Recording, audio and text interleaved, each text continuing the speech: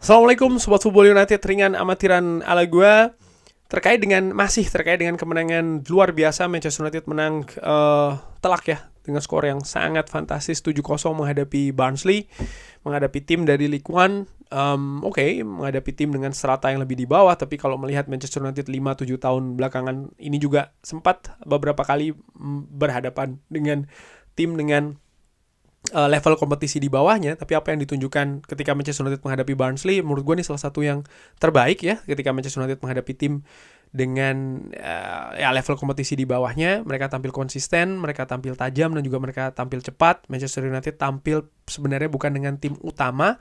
Ada beberapa rotasi yang dilakukan oleh Erik ten Hag, tapi pemain-pemain yang diturunkan bisa menunjukkan kelasnya, bisa menunjukkan kapasitasnya dengan tinggi, sehingga hasilnya pun juga maksimal. Ada posisi-posisi yang juga sedikit di rotasi di sana, tapi misalnya Marcus Rashford yang ditempatkan sebagai ujung tombak, namun ini juga bisa berjalan dengan baik. Ada beberapa catatan setelah pertandingan tersebut yang menurut gua ini menarik ya, dan bisa diambil dari pertandingan tersebut untuk sisa musim ini yang tentu saja masih sangat panjang. Ada beberapa catatan positif menurut gue, di samping juga ya masih ada beberapa hal yang harus diperbaiki. Misalnya dari pertandingan semalam, bagaimana menurut gue fokus ya, karena ada beberapa kesalahpahaman yang terjadi di atas lapangan. Tapi secara keseluruhan dengan skor besar ini menunjukkan memang Manchester United sangat dominan di pertandingan tersebut. Oke, poin nomor 1, kiper. Di beberapa pertandingan, di banyak pertandingan terutama musim lalu, rotasi ini tidak banyak dilakukan ya, terkait dengan posisi penjaga gawang. Dan menurut gua ini ada kaitannya juga dengan posisi back four yang terlalu berganti-ganti. Ketika posisi pemain belakang yang berganti-ganti, lalu kipernya juga berganti-ganti, maka tidak ada rutinitas di sana, tidak ada soliditas, dan ini merupakan bisa menjadi ancaman, di mana musim lalu Manchester United performanya juga jeblok. Jadi ada resiko untuk melakukannya. Tapi musim ini dengan ketersediaan dan juga pilihan pemain yang lebih komplit, Altay Bayindir akhirnya dimainkan dari menit awal. Dan menurut gua ini hal yang bagus. Altay Bayindir direkrut oleh Manchester United, memang diplot sebagai kiper kedua. Ada beberapa komentar terkait dengan Andre Onana, tapi faktanya Andre Onana masih menjadi kiper pertama dari Manchester United. Faktanya juga angka-angka penyelamatan dan juga angka-angka distribusi bola, di mana ini merupakan dua komponen utama dari penjaga gawang Manchester United saat ini. Andre Onana salah satu yang terbaik bahkan di kompetisi Liga Inggris musim ini dan juga musim lalu. Nah, diberi kesempatannya Altay Bayindir untuk bermain, ini penting menurut gue sebagai pemanasan dalam tanda kutip mesin dari Altay Bayindir. Sebagai kiper kedua, dia juga harus siap. Sehingga sewaktu-waktu dia harus bermain menggantikan Andre Onana, misalnya ada cedera ataupun Andre Onana jeblok, ataupun juga memberikan perasaan tidak nyaman dalam tanda kutip ya bagi Andre Onana, ini suatu yang penting. Sehingga ya para penjaga gawang dari Manchester United, utamanya Altay Bayindir dan juga Andre Onana, ini bisa terus berpacu berpenampilan yang baik dimulai dari Carrington. Dan ini bisa jadi dimainkannya Altay Bayindir bisa menjadi ya titik awal dari itu semua di musim ini. Altay Bayindir sendiri di pertandingan semalam tidak banyak melakukan penyelamatan, nyaris tidak ada bahkan ya, karena lini belakang Manchester United sangat tangguh. Distribusi bolanya pun juga cenderung distribusi bola yang aman ya, artinya tidak dengan direct ball jarak jauh, tapi bola-bola back pass yang dekat-dekat saja ya.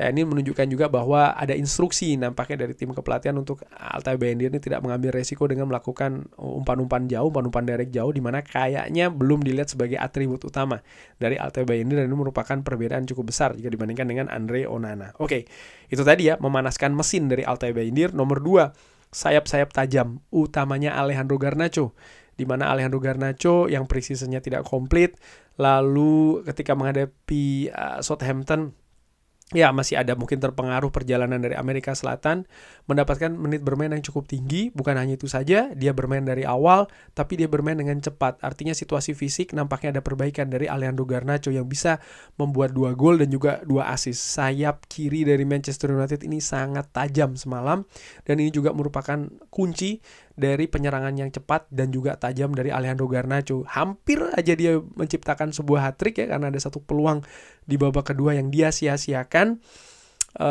melambung ya. Tapi secara overall menurut gue ya ini sayap yang sangat tajam sekali di musim menurut gua musim lalu merupakan musim penampilan dari Alejandro Garnacho yang penuh menurut gua ya di musim pertamanya.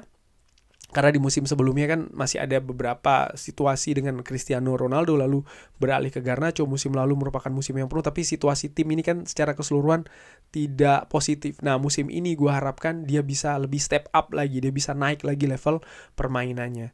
Tapi dari semalam nampaknya ya ada sesuatu yang lebih cerah untuk Alejandro Garnacho. Nomor 3, momentum penting Antony banyak menerima kritik, banyak menerima serangan, banyak menerima beban, banyak menerima tekanan musim lalu, di mana dia tidak bermain maksimal karena dua hal ya, satu personal, yaitu adalah dia ada masalah hukum, lalu kedua juga situasi tim secara keseluruhan, skuad Manchester United performanya tidak bagus, dan ini kombinasi dari keduanya sangat-sangat menghantam Antony menurut gue. Di musim keduanya yang diharapkan dia bisa lebih beradaptasi lagi, tapi hancur berantakan menurut gue.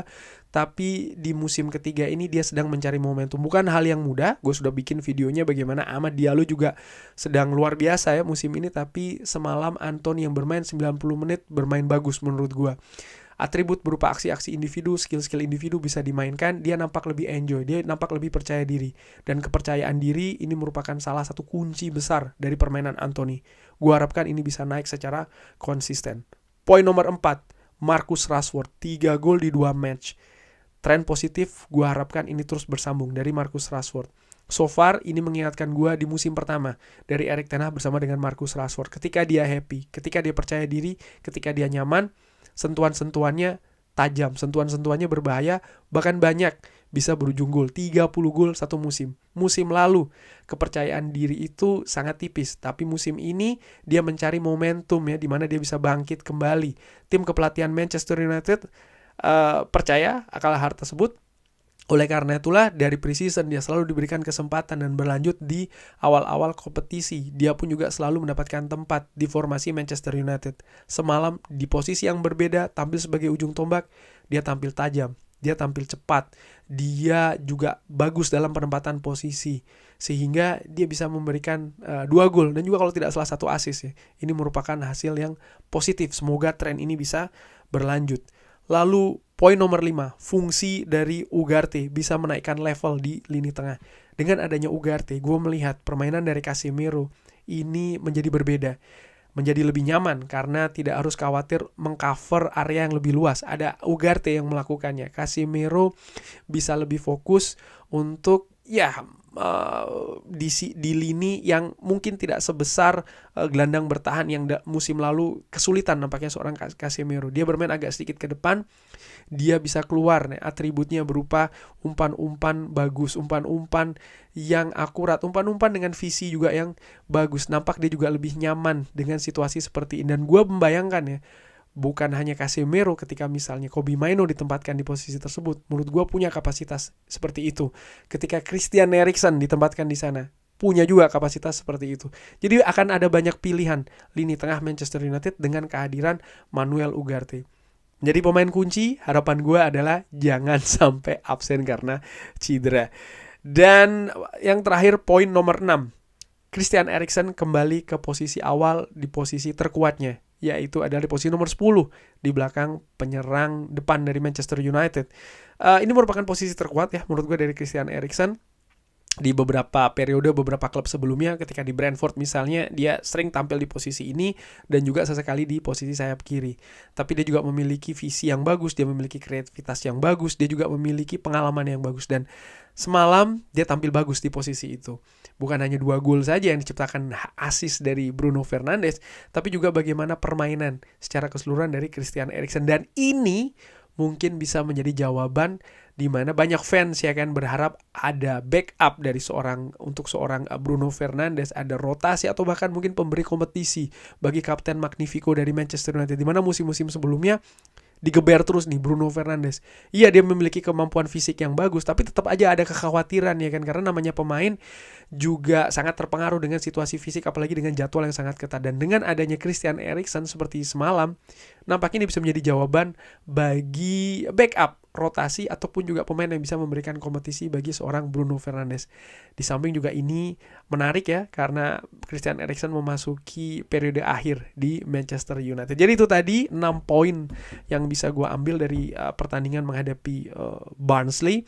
Bagaimana menurut Sobat Football United? Silahkan drop di kolom komen. Terima kasih sudah menyaksikan. Jangan lupa like, sholat, dan juga subscribe. Wassalamualaikum warahmatullahi wabarakatuh. Thank you.